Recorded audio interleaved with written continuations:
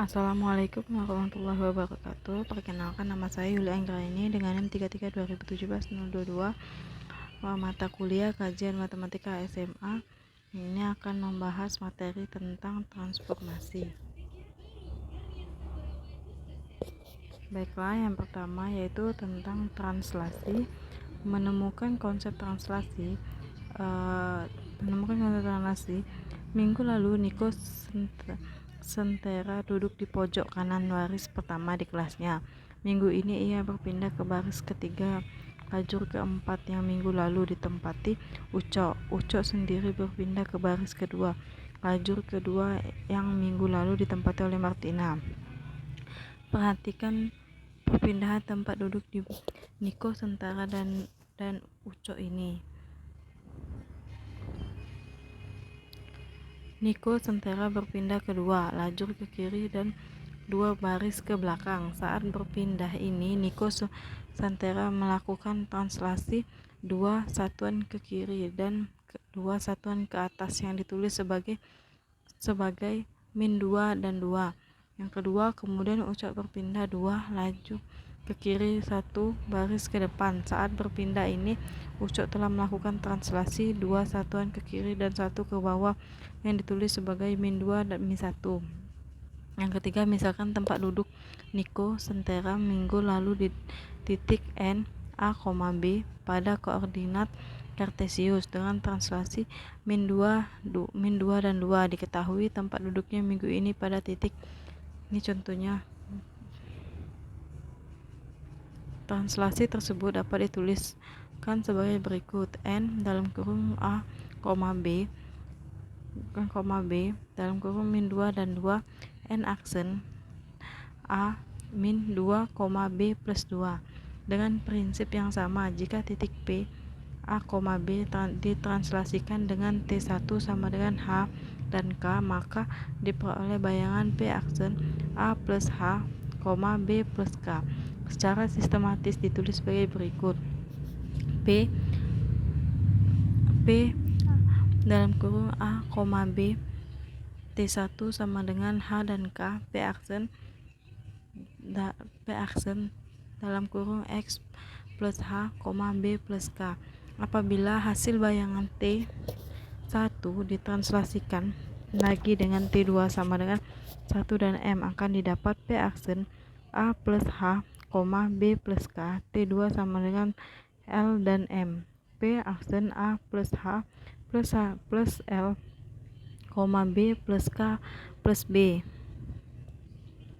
Ini berarti P aksen A plus H plus L, B plus K plus M diperoleh dengan mentranslasikan P tutup kurung A plus B dengan T sama dengan H plus L, K plus M. Di translasi T ini merupakan translasi T1 dilanjutkan dengan T2 yang dituliskan sebagai T2 dan T1. Oleh karena T1 sama dengan H, K dan T2 sama dengan LM, maka T2 dikali T1 sama dengan H plus 1 K plus M. Akibatnya titik P A, B ditranslasikan dengan T1 dilanjutkan dengan translasi T2 menghasilkan bayangan P aksen sebagai berikut: P A, B T2 dan T1 sama dengan H plus 1 K plus M, P aksen A plus H plus 1 B plus K plus M. Refleksi. Menemukan konsep refleksi.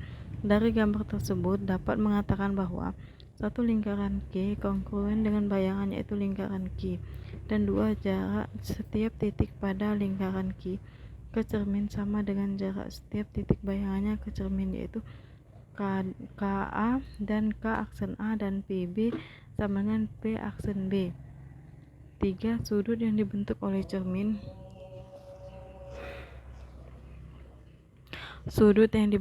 cermin dengan garis yang menghubungkan setiap titik ke bayangannya adalah sudut siku-siku. Sifat-sifat tersebut merupakan sifat-sifat refleksi. Dengan menggunakan sifat-sifat ini dapat ditentukan bayangan sebuah titik yang dicermin terhadap suatu garis atau terhadap suatu titik lainnya.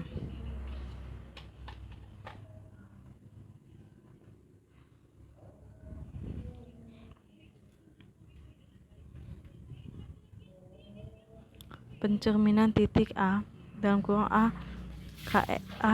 B terhadap sumbu Y sama dengan X menghasilkan bayangan titik D dalam kurung A aksen, B aksen dengan A aksen sama dengan B dan B aksen sama dengan A. Jadi A dalam kurung A, B garis Y sama dengan X, D dalam kurung B, A.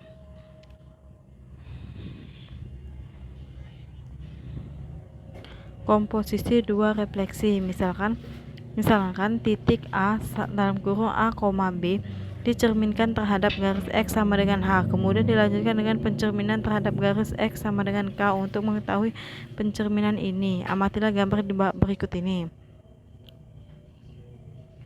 Dari gambar tampak bahwa A dalam kurung X, A, B garis X sama dengan H, A aksen dalam kurung 2H min A min B garis X sama dengan K, A aksen dalam kurung 2 buka kurung K min H plus A, B. Dengan cara yang sama dapat ditentukan bayangan titik A dalam kurung A, B yang dicerminkan terhadap garis Y sama dengan M. Dilanjutkan dengan pencerminan terhadap Y sama dengan N sebagai berikut. A, B garis Y sama dengan M, A aksen dalam kurung A, 2M min B garis Y sama dengan N, A aksen A, 2N min M plus B. Sekarang jika titik A dalam kurung A, B dicerminkan terhadap dua garis yang saling berpotongan tegak lurus, misalnya pencerminan terhadap garis X sama dengan H dilanjutkan dengan pencerminan terhadap garis Y sama dengan M, diperoleh bayangan A aksen sebagai berikut. A dalam kurung A, B garis X sama dengan H, A aksen dalam tutup buka kurung 2H min A, B tutup kurung garis Y sama dengan M, A aksen tutup buka kurung 2H min A, 2M min B. Menemukan konsep rotasi. Dengan menggunakan jangka, Anakota membuat sebuah busur lingkaran. Ia menusukkan jarum jangka pada titik 0, kemudian memutar jangka dengan sudut putar alfa berlawanan dengan arah berputar jarum jam. Melalui peragaan ini, Anakota telah melakukan rotasi sebesar alfa dengan pusat titik 0. Misalkan posisi awal pensil jangka pada titik A buka kurung A, B setelah dirotasi sebagai alfa dengan titik pusat 0. Posisi pensil jangka ini berada pada titik A buka kurung A aksen, B aksen.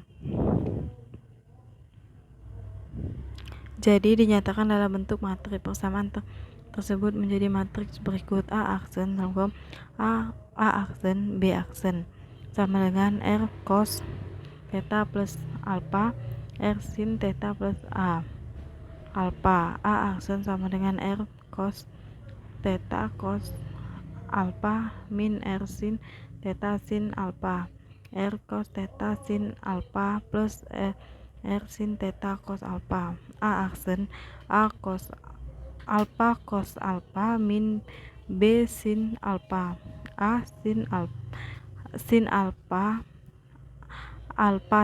alpha plus B cos alpha. A aksen sama dengan cos alpha min sin alpha cos alpha. Jadi posisi pensil jangka setelah diputar sebesar alfa tersebut adalah cos alpha min sin alpha cos alpha dalam kurung A dan B. Uraian ini menggambarkan rumus rotasi sebesar A dengan pusat titik 0 O 0,0 sebagai berikut. A aksen sama dengan A aksen dan B aksen sama dengan cos alpha dan sin alpha sama dengan A dan B. Adapun untuk rotasi besar alpha dengan pusat titik P dan MN dapat ditentukan sebagai berikut. A aksen sama dengan A aksen dan B aksen sama dengan cos alpha min sin alpha, A min B sin alpha dan cos alpha B min N. Nilai A bertanda positif jika arah putaran sudut berlawanan dengan arah berputar jarum jam. dan bertanda negatif jika arah putaran sudut searah dengan arah berputar jarum jam. Bagaimana jika A buka kurung A alfa B dirotasikan sebesar alfa dengan pusat titik 0 dan 0,0, kemudian rotasi lagi sebesar beta dengan pusat yang sama. Menentukan konsep dilatasi. Aini dan teman-teman berkunjung ke IPTN. Di sana mereka mengamati miniatur sebuah pesawat terbang. Miniatur pesawat terbang ini mempunyai bentuk yang sama dengan pesawat terbang sesungguhnya, tetapi ukurannya lebih kecil. Bentuk seperti miniatur pesawat terbang ini mengalami dilatasi diperkecil dari pesawat terbang sesungguhnya. Selain dilatasi diperkecil, terdapat pula dilatasi diperbesar, misalnya percetakan foto yang diperbesar dari klisternya. Faktor yang menyebabkan diperkecil atau diperbesar suatu bangun ini disebut faktor dilatasi. Faktor dilatasi ini dinotasikan dengan huruf kecil, misalkan K. Jika K kurang dari -1 atau K besar dari 1, maka hasil dilatasinya diperbesar. Jika -1 kurang dari K kurang dari 1, maka hasil dilatasinya diperkecil. Jika K sama dengan 1, maka hasil dilatasinya tidak mengalami perubahan. Sekarang perhatikan lingkaran pada gambar 6.10 yang berpusat di titik P 4,2 dan melalui titik Q 4,4. Berikut dilatasikan terhadap pusat O 0,0 dengan faktor skala 1/2. Bayangan yang diperoleh adalah lingkaran yang berpusat di titik P aksen 2,1 dan melalui titik Q aksen 2,2. Lingkaran ini sebangun dengan lingkaran P dengan ukuran diperkecil. Secara umum dilatasi ini sebagai berikut.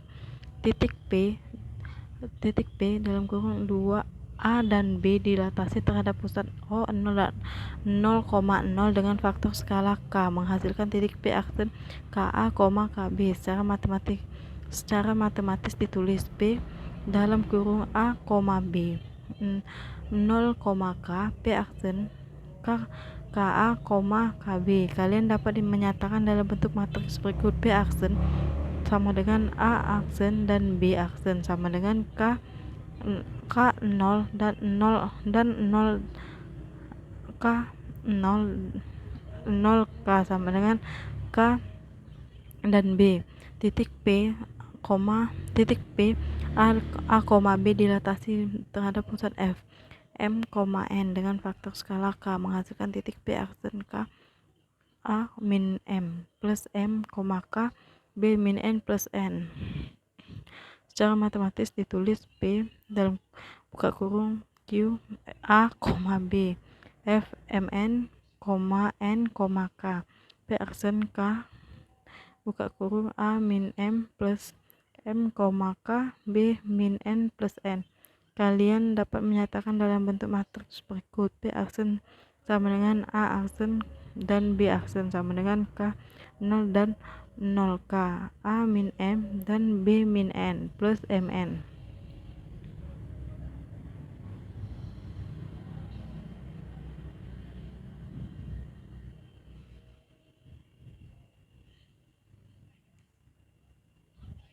Baiklah, sekian presentasi dari saya akhiri. Wassalamualaikum warahmatullahi wabarakatuh.